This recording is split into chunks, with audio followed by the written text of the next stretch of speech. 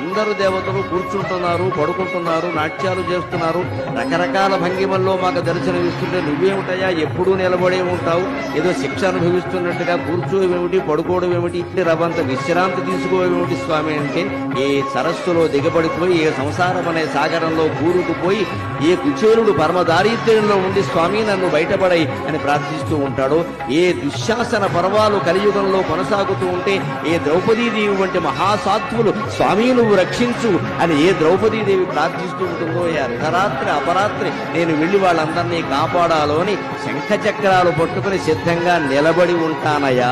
పడుకుంటే లేచి బయలుదేరడం కష్టం కదా, ఎవరికైనా దేవుడికైనా.